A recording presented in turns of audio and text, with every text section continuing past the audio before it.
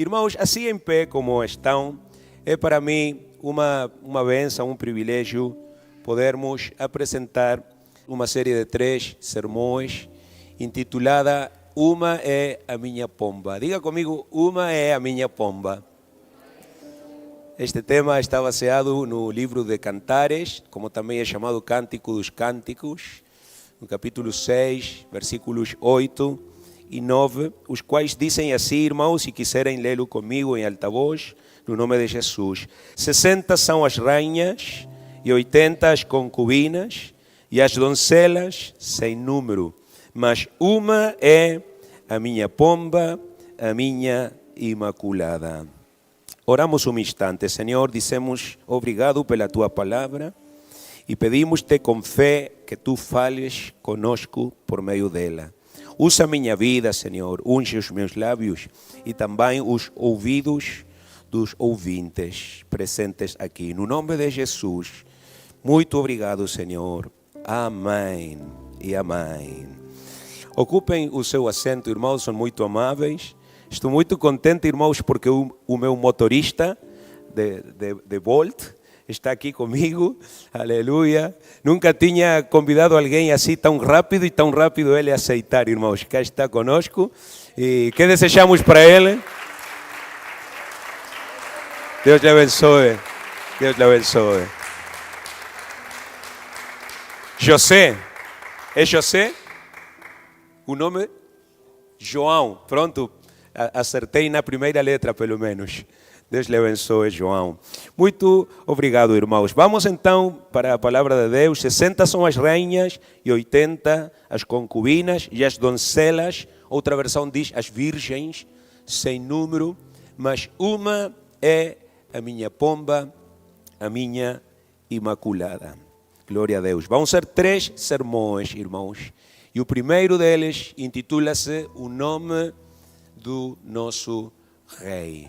E tenho escolhido, irmãos, uma escritura para esta mensagem, para a mensagem intitulada O Nome do Nosso Rei, a qual se acha em Jeremias, capítulo 9, versículo 24, se quiserem lê-la comigo também em alta voz, diz: o que se gloriar, glorie-se nisto, em me conhecer e saber que eu sou o Senhor. Uma escritura que revela, por acaso, o alvo, o objetivo mais importante da vida dos homens, o qual é conhecer a Deus. Saber quem é Ele, irmãos. Quantos querem saber quem é Deus? Pronto, vamos ir para aí agora.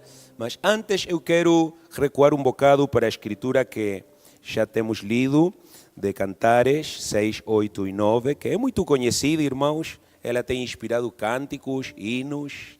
Eu estava a lembrar-me de um desses hinos nesta semana, mas não vamos cantar hoje esse hino, irmãos, mas fala disto.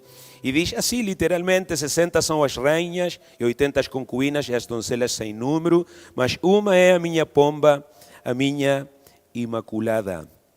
Vamos ver a lista, irmãos, 60 rainhas, 80 concubinas e doncelas em grande número, que desfrutavam, irmãos, no primeiro lugar, da proteção do rei. Todas elas, irmãos. Se diz que, no caso do rei Salomão, foram acima de 1000, irmãos. Eu sempre faço piadas com isto, irmãos. Eu não posso com uma, não sei como fazia Salomão para poder com mais de 1000. Glória a Deus. Mas ele dava proteção para todas elas. Outro privilégio, outra coisa da qual elas desfrutavam, irmãos, era da manutenção do rei. É dizer, não lhes faltava nada. No terceiro lugar, irmãos, elas comiam nada menos que da mesa do rei. E, é claro, também desfrutavam de intimidade com o rei. No entanto, irmãos, e sempre há no entanto na Bíblia, diz o versículo 9, que já temos lido, que só uma era a pomba, diga a pomba. Ou seja, a esposa do rei. O rei tinha rainhas, tinha concubinas, tinha doncelas, virgens, mas só uma era a pomba, a sua esposa. E esta, irmãos, muito diferentemente das outras, tinha privilégios exclusivos como esposa do rei. Vamos avançar. Ela tinha direitos conjugais plenos, sim, como primeira coisa. Ela tinha acesso direto à Câmara do Rei, o que significa que não tinha que esperar pela sua vez, pedir permissão, pensar que era um risco ir para aí, porque de facto ela habitava muito pertinho da Câmara Real. Mas o mais importante de todos os privilégios que ela tinha, irmãos, é que ela levava o nome do rei. Algo que com o decorrer do tempo não tem mudado muito, irmãos. Em muitos países ainda a esposa leva o nome do seu marido. Por exemplo, nos Estados Unidos da América, quando ela casa, ela muda o seu apelido de solteira para o apelido do seu marido. Daí é que vem esse costume, irmãos. E o que significa tudo isto para nós? Alguém estará a perguntar. Pronto, irmãos, vamos avançar.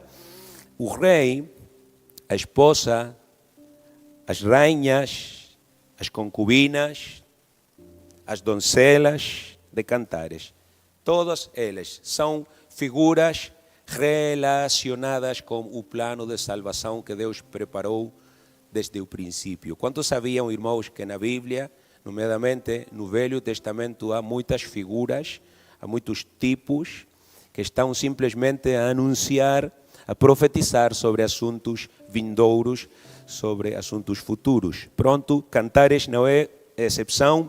Embora nós podemos pensar que ele é apenas um livro romântico, já temos usado leituras de Cantares nas conferências de matrimônios, de casamentos, mas o livro de Cantares, ou Cântico dos Cânticos, é também um livro profético, que fala, irmãos, do que agora nós estamos a desfrutar aqui, que é da nossa salvação. A figura principal, irmãos, aí em Cantares, é o próprio escritor, é o próprio autor, que embora não apareça com esse nome, sabemos que foi o rei Salomão.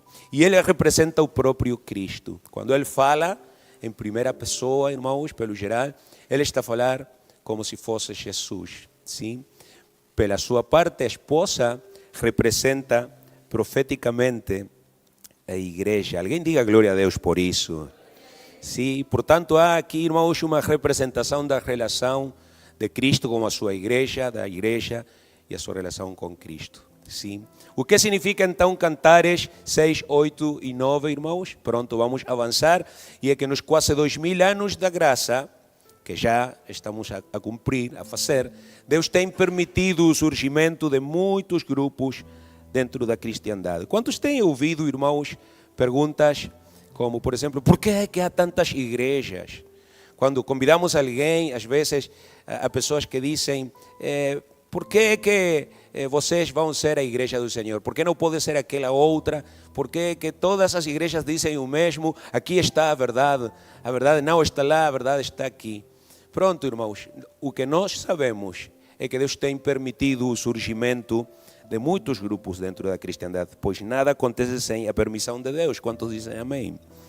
E eles estão aqui representados neste livro pelas rainhas, concubinas e doncelas. São todos esses grupos cristãos ou igrejas que, por meio da fé, recebem diferentes favores do rei, desfrutam de certo acesso à presença do rei e até comem da mesa do rei. E é muito importante, irmãos, nós entendermos isto, porque às vezes quando nós nos encontramos com um grupo que tem ideias não bíblicas, como há igrejas que não têm essa doutrina, às vezes creem coisas estranhas, né? Praticam coisas que Jesus não ensinou, etc. Nós temos a tendência a colocá-las numa caixa, sim, e mandar a todos para o inferno. Sim, e dizer que, pronto, tudo o que aí acontece é do inimigo, é do diabo. E pode ser, irmãos, que Satanás esteja envolvido em muitas das coisas que acontecem às vezes em alguns grupos religiosos. É claro que Satanás está detrás das falsas doutrinas, tudo isso sabemos pela própria palavra de Deus, mas nem sempre tudo é do diabo, irmãos. Há ainda nos piores grupos, por dizê-lo assim, nas piores seitas religiosas, pessoas sinceras, pessoas que têm fé em Deus, como diz aí, por meio da fé, e elas recebem favores de Deus, elas desfrutam, não tem a maiúscula na palavra rei, porque agora já não estamos a falar de Salomão, estamos a falar de Jesus. Amém? Recebem bênçãos, elas têm certo acesso à presença do rei. E como eu dizia, até comem da mesa do rei, o que significa que de vez em quando Deus também fala com eles. Porque aqui o alimento é a palavra de Deus. Quantos podem dizer amém? Lembremos, irmãos, que Jesus nunca teve uma posição extremista no que tinha a ver com outros grupos. Havia no tempo de Jesus grupos religiosos que seguiam a João Batista e a outros e pregavam acerca de Deus, sobre Deus. E quando os apóstolos queriam mandá-los calar, Jesus dizia: deixem-nos, porque quem não é contra nós é por nós. Amém, irmãos? Muitos destes grupos, irmãos, estou a fazer uma pausa, estou fora das minhas notas neste momento, sem sabê-lo, sem querê-lo, às vezes, porque há líderes que não são sinceros, já sabemos isso. No entanto, eles ainda assim estão a colaborar com o reino de Deus. E muitas pessoas, às vezes, vêm ao conhecimento pleno da verdade depois de ter passado por esse tipo de grupos. E há aqui imensos exemplos do que eu estou a dizer. Há irmãos que antes tiveram experiência em outras religiões e nem tudo foi mal para eles. Quantos dizem amém? Estamos aqui, irmãos, ainda? Sim. Mas, e o que é importante sobre estas igrejas, é que nenhuma delas é a esposa do rei, já que nenhuma leva o nome do rei. E isto é algo que não vamos explicar hoje em detalhe, pelo menos, mas em 2 semanas, talvez o nosso irmão Estevão, que irá pregar no próximo domingo, irá entrar mais em detalhe sobre por que dizemos que nem todas, que apenas uma é a que leva o nome do rei. E é por isso que ela é diferente e é por isso que ela é a esposa. Pronto, para compreendermos isto melhor, irmãos, nós devemos recuar, ir vários séculos para trás na Bíblia e falar dos nomes na Bíblia. Sim? Os nomes, nos tempos bíblicos, possuíam um significado muito maior que hoje. Eles costumavam revelar não apenas uma cultura, sim? Como agora que nós podemos saber pelo nome se a pessoa é da América, da Ásia, da África, né? Porque há nomes que são característicos para cada região, para cada cultura. Mas revelavam muito mais do que isso, revelavam também o caráter e inclusive o propósito da vida das pessoas. Vamos ver exemplos, irmãos. Abraão, o qual recebeu um nome diferente, ele era Abrão, e Deus mudou para Abraão, que significa pai de multidões. E aí está a revelar o propósito que Deus tinha por meio da vida dele. Sim? Jacob, o qual foi chamado assim, irmãos, porque foi um suplantador. Ele estava já condenado a ser o que foi, né? Desde que nasceu. Pedro, a quem Jesus colocou essa alcunha, a qual significa pedra. E todos sabemos por que Jesus colocou esse nome para Pedro, né? Porque Pedro tinha um propósito e era ser aquele que abriria a porta da salvação da graça no tempo do nascimento da igreja. Estão aqui, irmãos? Nós temos pensado muito nisso, irmãos, quando os nossos filhos começaram a nascer, nasceu o Estevão, escolhimos esse nome porque queríamos que ele fosse um evangelista, um pregador da palavra de Deus.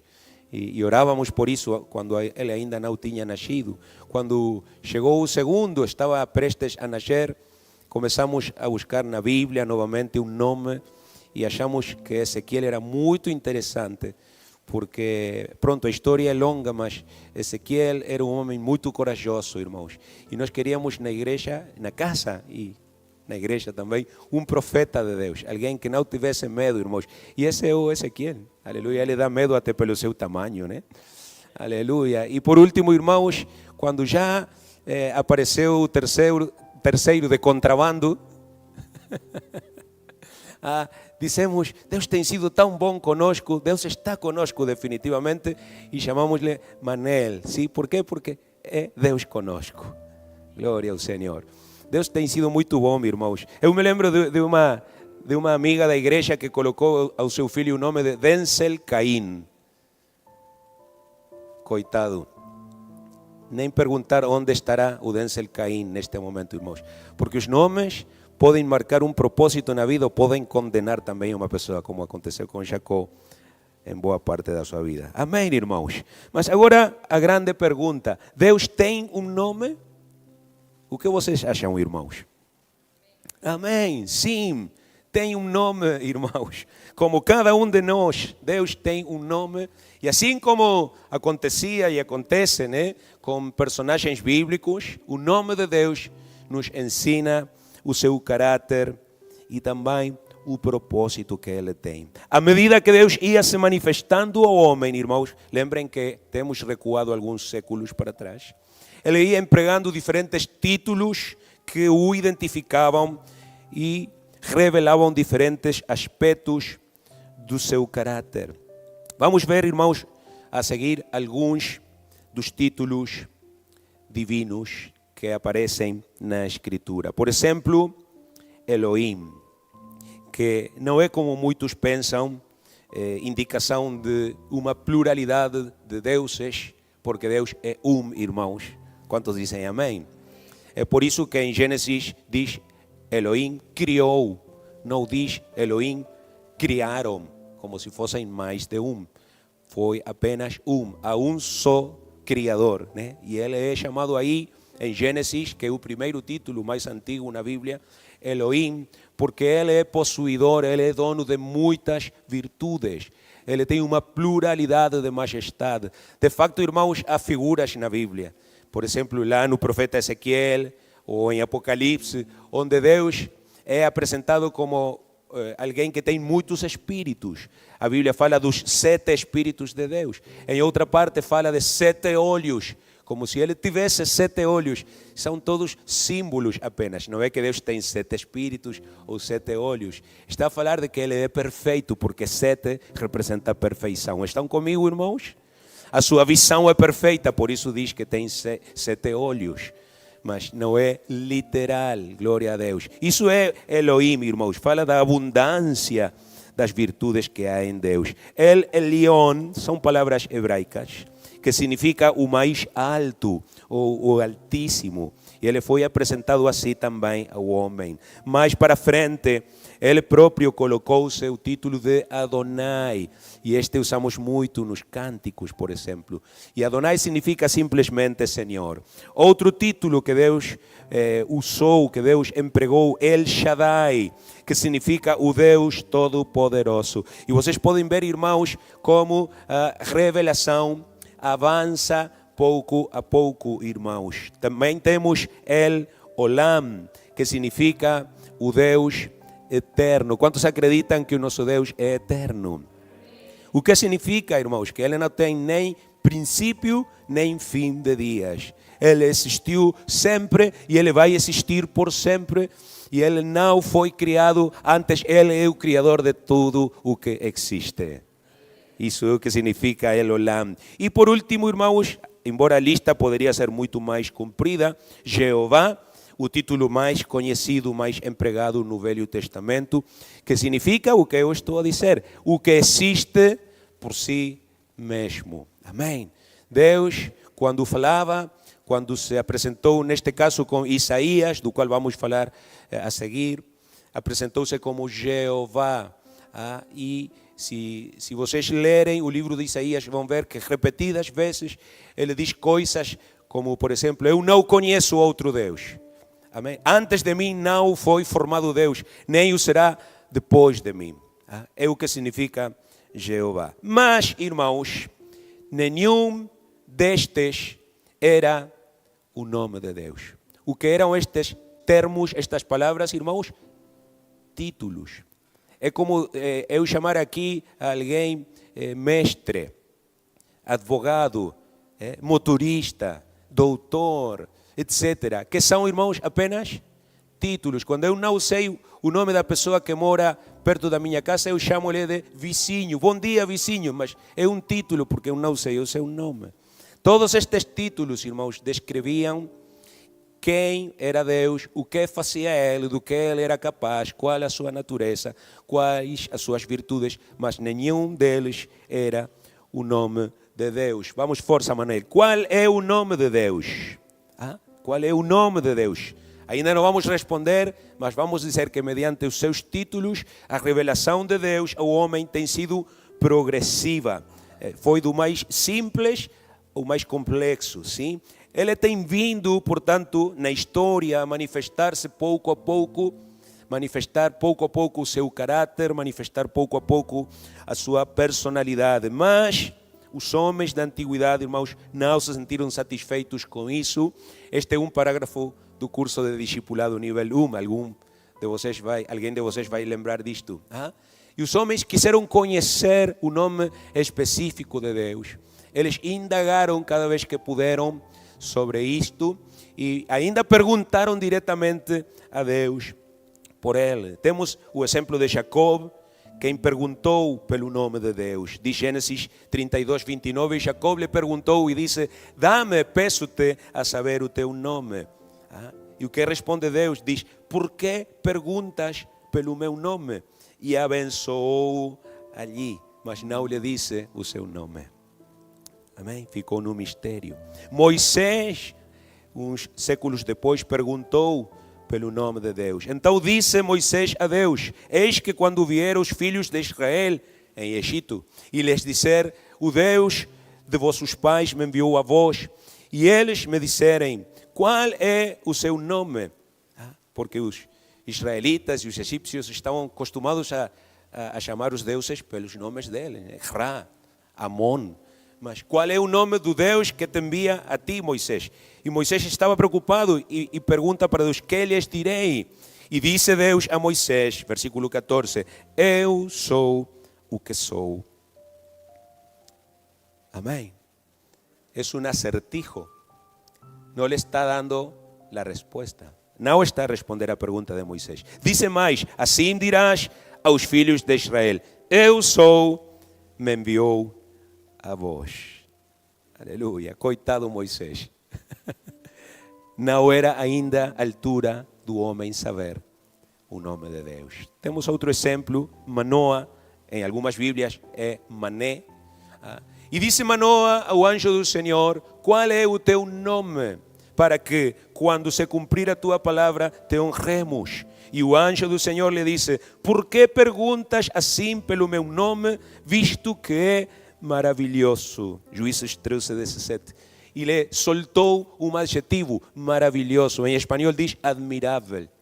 Deu como uma pista, deu como uma indicação, mas não lhe disse qual era o seu nome. Aleluia. Não acaba, irmãos. O proverbista perguntou pelo nome de Deus. Olhem para esta escritura tão interessante. Diz Provérbios 34. Quem subiu ao céu e desceu? Acho que aqui já todos sabemos a resposta. Quem encerrou os ventos nos seus punhos? Lá no lago da Galileia, por exemplo. Sim? Quem amarrou as águas na sua roupa? Quem estabeleceu todas as extremidades da terra? Qual é o seu nome e qual é o nome do seu filho, se é que o sabes? E para Agur, que muitos pensam que era um pseudônimo de Salomão, quem escreve o capítulo 30 de Provérbios, o nome de Deus novamente ficou envolvido no mistério, porque também para ele não houve resposta da parte de Deus. Mas eu quero refletir, irmãos, sobre algo com vocês neste momento. E é sobre a pergunta que está no ecrã. O que eles queriam? Por que homens como Jacob, Moisés, etc., fizeram esta pergunta? E nós estamos seguros que muitos mais devem ter perguntado para Deus: qual é o teu nome? Somente não ficaram registrados na Bíblia. Aleluia. Por que nós perguntamos o nome de uma pessoa? Por que agora os rapazes pedem o Instagram? Aleluia. Para uma rapariga na escola. Amém. Os casados não devem fazer isso, né? E os solteiros têm que ter cuidado também a quem é que pedem o Instagram. Mas por que é que fazemos isso, irmãos? Porque queremos conhecer a pessoa, sim? E a primeira coisa que nos interessa é saber o seu nome. O que eles queriam, irmãos? Conhecer a Deus. Quantos nesta igreja querem conhecer a Deus? Muito bem, irmãos. Ainda não temos respondido à pergunta qual é o nome de Deus. Como podemos ver, irmãos, antes de respondê-la, o nome de Deus esteve oculto durante séculos e séculos, mas quando já a vinda do Messias era próxima em termos bíblicos, né? Ainda faltavam mais de 400 anos, mas no relógio de Deus, 4 séculos não é nada, são como 4 minutos. Quando já o tempo da sua vinda estava perto, irmãos, Deus anunciou através do profeta Isaías que finalmente ia revelar o seu nome. Olhem para esta escritura, diz: o meu povo saberá o meu nome por isso. E esse por isso, irmão, vou deixá-lo como trabalho de casa para vocês lerem o contexto. Está a falar do estado tão horrível que estava Israel espiritualmente a falar. O povo de Deus estava perdido, irmãos, perdido completamente. De facto, eles estavam no cativeiro, estavam longe da sua nação. Sim, na Babilônia, nessa altura já era o Império Persa. E então, por isso, porque estavam perdidos, porque precisavam de alguém que os resgatasse, de alguém que os salvasse, o meu povo saberá o meu nome naquele dia, porque eu mesmo que falo, eis que estarei presente. Aleluia. Quem era que estava a falar com Isaías, irmãos? E através de Isaías, Deus. E ele declara que um dia ele próprio, quem falava aqui com Isaías, estaria presente. Esta profecia, irmãos, de Isaías 52:6 é chave. Diga comigo, é chave. Também pelo facto de que nela se nos diz não que Deus enviaria a outro para nos resgatar. Sim? Uma segunda pessoa de uma trindade. Não, irmãos. Diz que Ele próprio estaria presente na terra. E estando aqui, revelar-nos-ia o seu nome. Olhe novamente para a Escritura. Diz: o meu povo saberá o meu nome, porque eu mesmo que falo, eis que estarei presente. Glória a Deus. Amém, irmãos? Quantos podem dizer obrigado, Senhor? Isso é Isaías 52:6. Vejamos outro poderoso versículo de Isaías. Isaías 9:6. Tenho tirado este versículo da King James atualizada, que é uma Bíblia em inglês, traduzida diretamente para o português. Leia comigo, irmãos, é muito poderoso. Diz: afinal, um menino nos nasceu, um filho nos foi concedido, e o governo está sobre os seus ombros.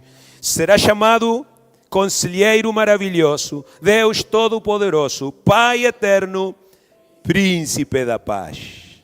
E vocês podem ver aí nesses nomes, entre aspas, são títulos na verdade, características do nosso Deus. O Conselheiro Maravilhoso, que é o Espírito Santo quando habita, quando mora em nós. O Deus Todo-Poderoso, o Pai Eterno, o Príncipe da Paz. De quem é que está a falar, irmãos? O que é que nós podemos dizer, então, sobre qual é o nome de Deus?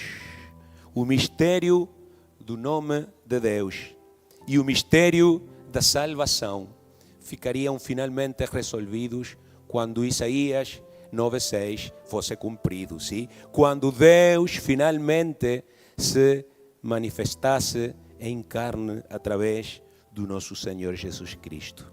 E já então, irmãos, deixaria de ser um mistério. Diz Paulo a Timóteo na primeira carta, capítulo 3, versículo 16, e tenho tirado este versículo da Bíblia Almeida Corrigida Fiel. E sem dúvida alguma, grande é o mistério da piedade, que é uma palavra que não tem nada a ver, irmãos, com o uso atual de piedade. Aqui está a falar da divindade, sim? Está a falar da salvação também. Grande é o mistério da piedade. Deus se manifestou em carne, foi justificado no Espírito, visto dos anjos, pregado aos gentios, crido no mundo, recebido acima na glória. De quem está a falar, irmãos? quem é que cumpre com todas estas afirmações? Quem foi justificado no Espírito, lá no Jordão? Quem foi visto dos anjos? Quem foi pregado aos gentios, crido no mundo e recebido acima na glória? Aquele que Deus manifestou em carne. Qual é o nome de Deus? Qual? Irmãos, aqui temos a resposta. Quando Jesus estava a finalizar o seu ministério terreno, Ele próprio declara que um dos principais propósitos da sua vinda, junto com a sua crucifixão, junto com a sua ressurreição, etc., irmãos, tinha sido precisamente revelar o nome de Deus. Diz João 17:26, e eu lhes fiz conhecer o teu nome, e lhe farei conhecer mais, para que o amor com que me tens amado esteja neles, e eu neles esteja. Aleluia. Quantos dizem amém? Então, qual é o nome de Deus? Já, pastor, diga qual é o nome de Deus. Aleluia. Jesus Cristo é o nome de Deus. Jesus Cristo é o seu nome. Nome que tinha estado oculto, irmãos, mas que pela graça de Deus foi revelado a nós. E o que significa Jesus Cristo, irmãos? Pela parte de Jesus, que foi o nome que lhe colocaram, significa Jeová é salvação. A salvação de Deus, irmãos, chegou por meio de Jesus. E Cristo, irmãos, que poderíamos dizer, foi o apelido que colocaram, significa o ungido. O ungido. A mesma palavra para Messias em hebraico. Cristo é grego, Messias é hebraico. Significa o ungido. E se querem aprofundar mais, irmãos, fala daquele que Deus ungiu como rei. E vos lembro que estamos a falar do nome do nosso rei. O rei ungido, o rei que foi enviado, e o seu nome é Jesus Cristo. Jesus Cristo é o nome de Deus. Diga junto comigo. Jesus Cristo é o nome de Deus. O anjo tinha dito a José, e dará à luz um filho, Maria, e chamarás o seu nome Jesus, porque ele salvará o seu povo dos seus pecados. Chamarás o seu nome Jeová é salvação, porque Ele salvará o seu povo dos seus pecados. Mateus 1:21. Assim, irmãos, foi como se cumpriu Isaías 7:14, que diz, eis que uma virgem conceberá e dará à luz um filho, e será o seu nome Emanuel, que traduzido é Deus conosco. Portanto, irmãos, quem é Jesus Cristo? Jesus Cristo é Deus conosco. É Deus habitando entre nós. Deus manifestado na carne. Deus a morar como seus filhos. Quantos louvam o seu nome, irmãos? Jesus Cristo é Deus conosco. Tomé, o incrédulo, aquele que não acreditou na ressurreição de Jesus, depois de apalpar, depois de experimentar as feridas de Jesus, exclamou, Senhor meu e Deus meu. João 20:28, Saulo, irmãos, o perseguidor da igreja, ao encontrar-se com Jesus pela primeira vez, eu acho isto tão interessante, irmãos, diz que estava prostrado na terra e perguntou, quem és tu, Senhor? Ele sabia que era Deus. De facto, irmãos, aquele resplandor de Deus o tinha deixado cego. Paulo, nesse momento, Saulo ainda sabia que era Deus e por isso faz a pergunta retórica, né? Quem és tu, Senhor? Ele bem sabia quem era e por isso chama Senhor. Atos 9:5. E ao ver que se tratava de Jesus, porque Jesus próprio lhe responde desde o resplandor da sua luz, da sua glória, eu sou Jesus a quem tu persegues.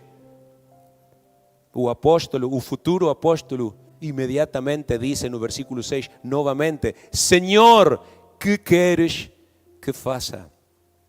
E em ambas as duas ocasiões ou perguntas, Saulo emprega uma palavra que ele conhecia muito. Ele era judeu, ele era hebreu, ele era da tribo de Benjamim, ele era religioso, ele era mestre. Usou a palavra Kyrios, do grego, que era a palavra com que os judeus da altura adoravam a Deus. Eles oravam assim, a Kyrios, o Senhor. Aleluia. Portanto, irmãos, podem ver que Paulo está a juntar as duas perguntas. Ao começo diz, quem és tu, Senhor? Ou seja, és Deus? E na segunda, quando escuta a palavra Jesus, novamente ele diz, Deus, Kyrios, que queres que faça? Rendo a minha vida a ti a partir de agora. E isso foi o que aconteceu com Saulo. Quantos dizem amém, irmãos? Glória a Deus. Depois, eu vou ficar... Volta para trás, mano. Eu não vou perder a oportunidade de dizer algo, irmãos. Isto nos ensina quando é que realmente alguém conhece a Deus. Porque tem um coração obediente. Esta les va gratis, hermano, não se la vamos a cobrar, ok? Não está nas notas. Há quem pode dizer, eu faço isto, eu faço aquilo, pode gloriar-se, como já lemos em Jeremias, da sua religião. Mas se não é um cristão obediente, se não é uma pessoa submissa a Deus, então, na verdade, ele ainda não sabe quem é Deus. Porque o primeiro que acontece, a primeira reação de qualquer um que cai prostrado ante Deus e reconhece a autoridade de Deus sobre a sua vida, é a pergunta, o que queres que eu faça? Quantos poderiam fazer essa pergunta a Deus neste momento? Senhor, o que queres que faça? É tão importante, irmãos. Aleluia. Eu sei que o João obedeceu à voz de Deus e por isso está aqui. Amém? Não foi apenas o pastor, foi Deus quem o trouxe, o chamou para aqui. Irmãos, vou fechar o parênteses. Depois, um par de décadas depois, o próprio Paulo diz em Romanos 9:5, os patriarcas, ele está a falar da história de Israel, diz, dos quais é Cristo, segundo a carne, o qual é sobre todos Deus bendito eternamente. Amém. Como se diz agora em Portugal. Deus. Quem é Cristo, irmãos? Deus bendito eternamente, glória a Deus. O próprio Paulo diz em Romanos 9:5, aos Colossenses, Paulo lhes ensinou que nele, aliás, Cristo habita corporalmente toda a plenitude da divindade. Olhem para isto, irmãos, não vou cansar de dizê-lo, não diz a metade da divindade, não diz o 33,33% da divindade, diz toda a plenitude. E há até um pleonasmo, aí é uma redundância, pois com toda a divindade já era suficiente, mas Paulo quis assegurar-se e acrescentou toda a plenitude. Tudo o que é Deus habita corporalmente em Jesus Cristo. Quem vai bater palmas para Jesus? Ele é Deus pleno. Aleluia, glória a Deus. A Tito, um pastor, Paulo lhe diz que a igreja aguarda a bendita esperança, o glorioso retorno do nosso grande Deus e Salvador Jesus Cristo. E esta é uma pergunta, irmãos. A igreja aguarda o retorno de Jesus? Estamos a aguardá-lo, irmãos? Estamos a esperá-lo? Mas olhem para a descrição que dá dele, diz não apenas o glorioso retorno de Jesus Cristo, acrescenta antes do nosso grande Deus e Salvador. Aleluia! Jesus Cristo é Deus conosco, irmãos. O escritor do livro Hebreus diz que Jesus é o resplendor da glória de Deus. E é triste que muitas versões da Bíblia em português tenham tirado essa expressão. Diz o resplendor da sua própria glória, coisas assim. Almeida Revista Corrigida incluída. Mas ainda há Bíblias que são fiéis aos textos originais, irmãos, e não restam, não tiram divindade de Jesus. Hebreus 1:3, no original grego, no inglês, no alemão, no espanhol, sempre diz que Jesus é o resplendor, ou o resplendor da glória de Deus, a expressão exata do seu ser, sustentando tudo o que há pela palavra do seu poder. Esta é King James traduzida ao português, Hebreus 1:3. Irmãos, o que significa? Deus é invisível. Amém? Ele não é só todo-poderoso, Ele é também, irmãos, omnipresente, o que significa que Deus está em todo lugar. É impossível vê-lo, mas em Jesus Cristo Ele se fez visível. É por isso que Jesus é a expressão exata do ser de Deus. O reflexo da sua glória, o resplendor da sua glória. Quantos estão a ver a glória de Deus na sua vida? Amém. Jesus Cristo é Deus conosco. João diz na sua primeira carta que no que é verdadeiro estamos. Isto é, no seu Filho Jesus Cristo. Este é o verdadeiro Deus e a vida eterna. 1 de João 5:20. Jesus Cristo é Deus conosco. Por último, Ele próprio o diz em Apocalipse 1:8, quando se apresenta a João: eu sou o alfa e o ômega, o princípio e o fim, diz o Senhor, que é, o que era e que há de vir, o Todo-Poderoso. Aleluia! Glória a Deus! Glória a Deus. Podem ver, irmãos, então, quantas coisas maravilhosas nós temos aprendido até aqui sobre a importância de conhecer o nome de Deus, que é Jesus Cristo. Todos vamos dizer Jesus Cristo. Jesus Cristo.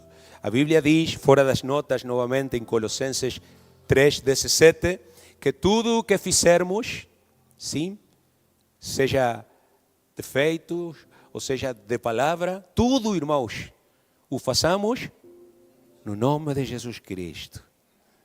Amém. Por quê, irmãos? Porque o nome de Jesus Cristo, ao contrário do nome Gabriel, Vítor, Maria, Luísa, o nome de Jesus Cristo, irmãos, não desilude, não falha, não erra.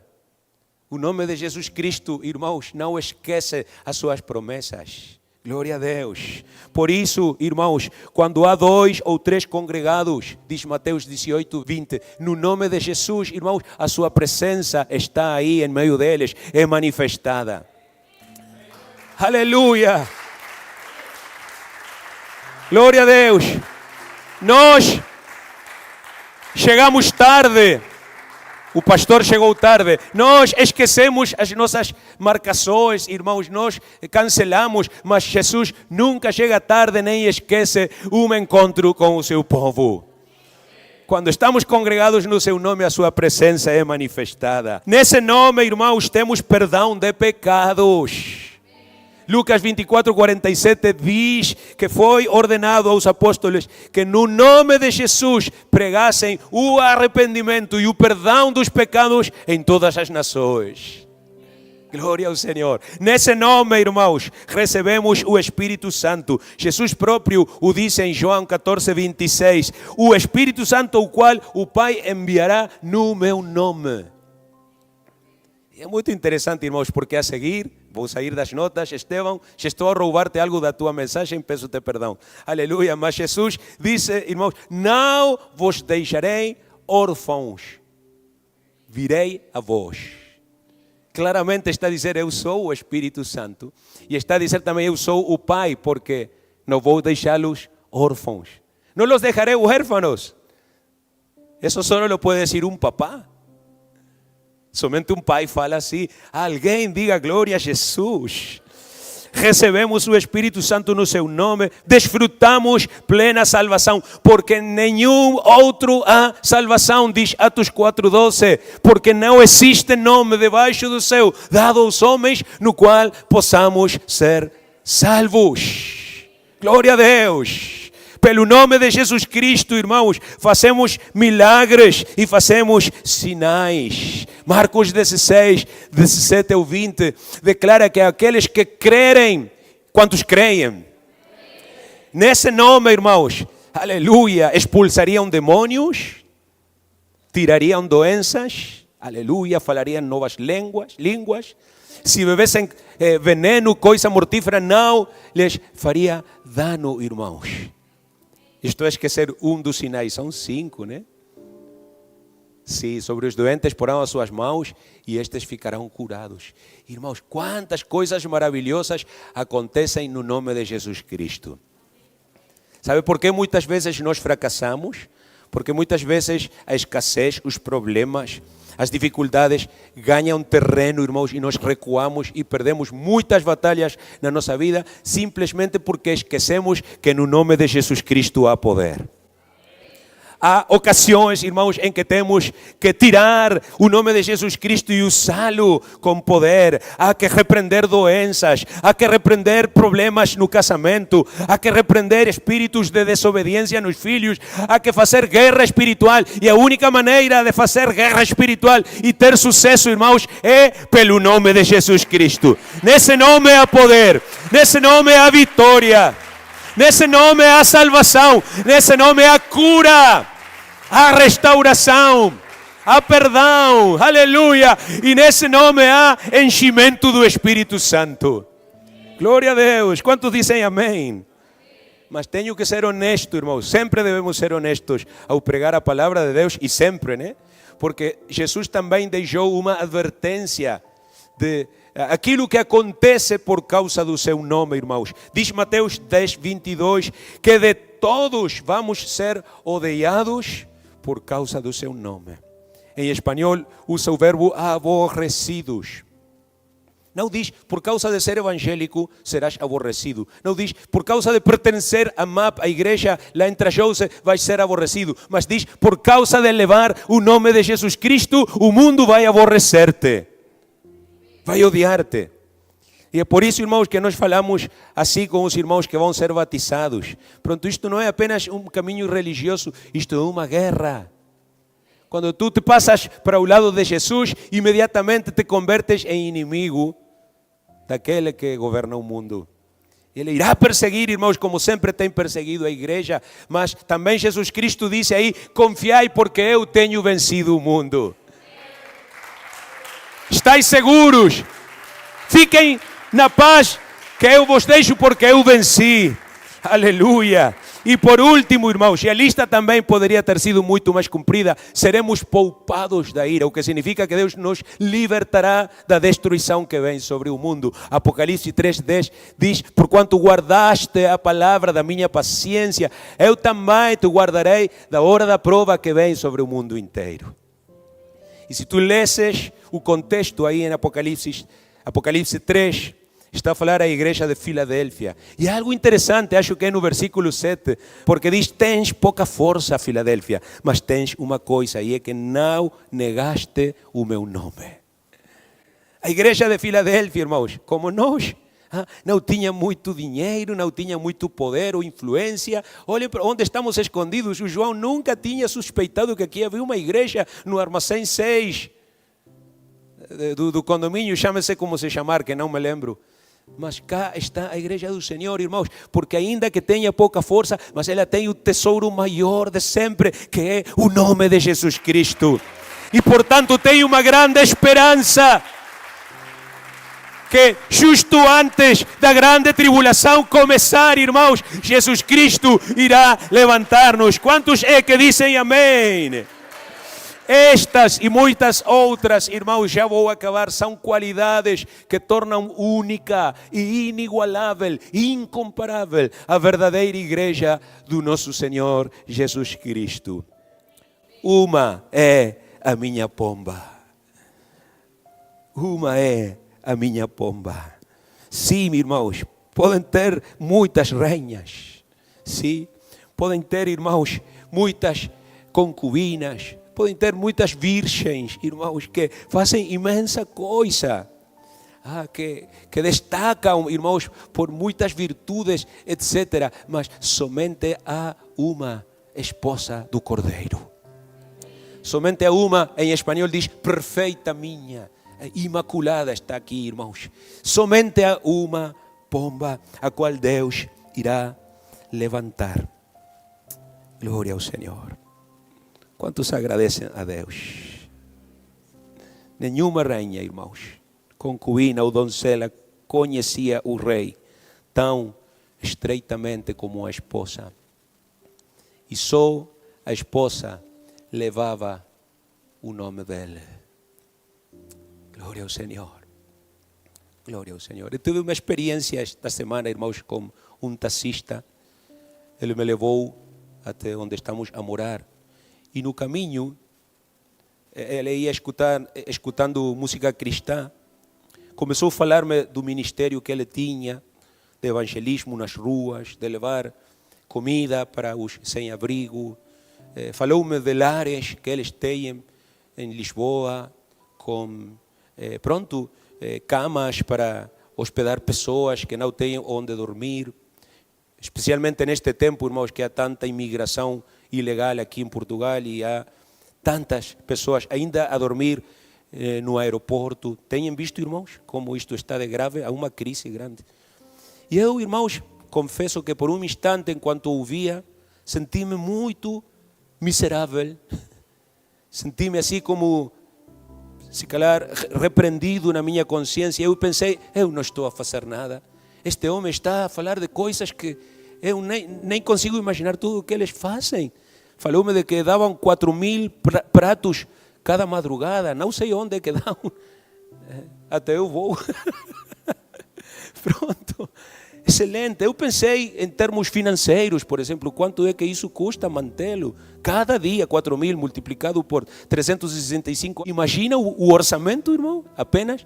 Eu senti-me mal nesse instante quando eu ouvia falar assim este homem, irmãos. Mas depois chegou a mim essa escritura. E a escritura que já colocamos. E fala daqueles que se gloriam, irmãos, no que fazem. Vocês podem ler o livro de Jeremias, o capítulo 9 inteiro, irmãos. Porque Deus detém por um momento o pensamento do homem e lhe diz: vais gloriar-te? Gloria-te nisto, em conhecer-me. Gloria-te de saber quem eu sou.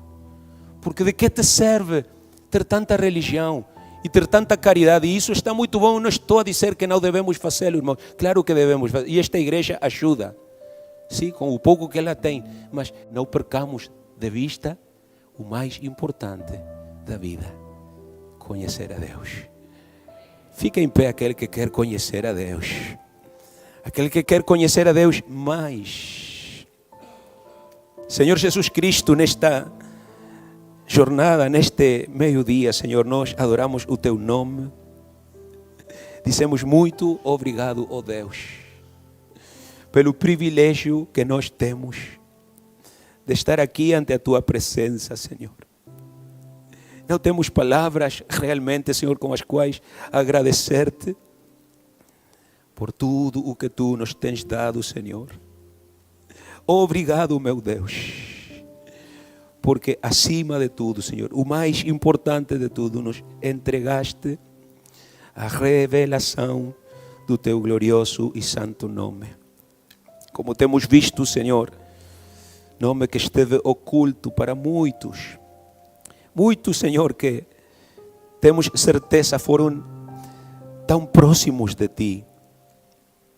Homens como Abraão, homens como Jacó, homens como Moisés e muitos mais, que até viram em certa maneira o Teu rosto, que tiveram, Senhor, experiências incríveis contigo.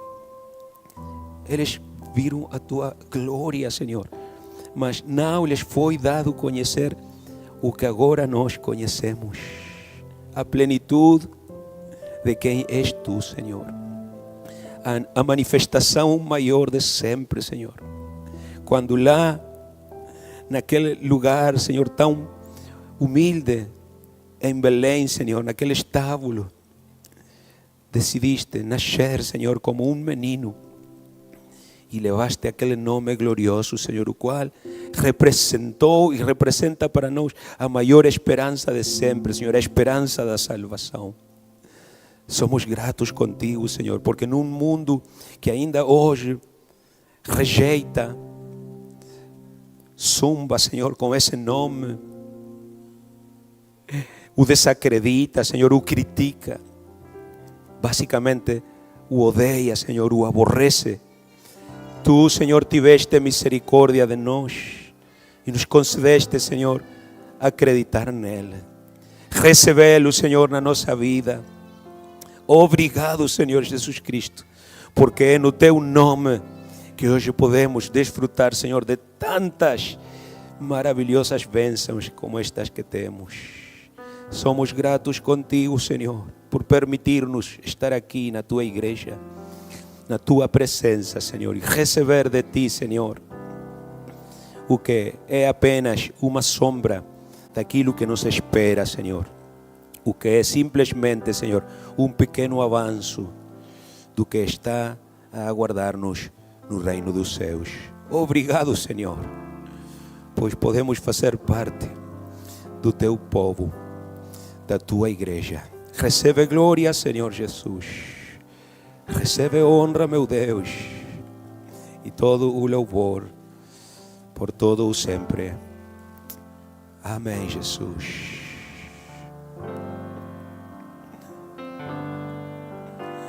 Al borde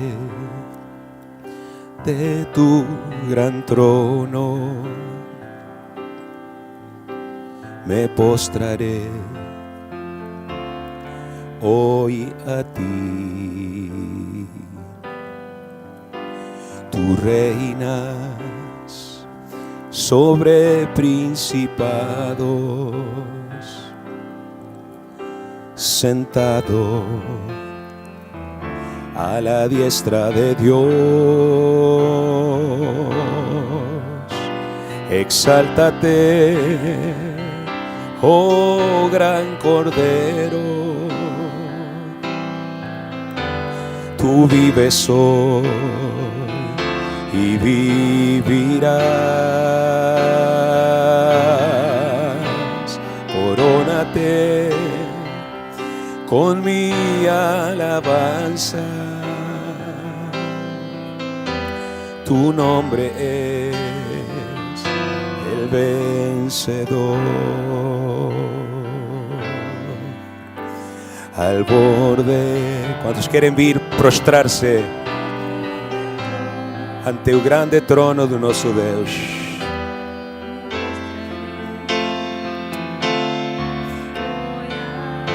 Quantos querem vir a reconhecer o seu Rei, glorificar o seu nome, dizer-lhe: te adoro, Senhor Jesus, te exalto, Senhor.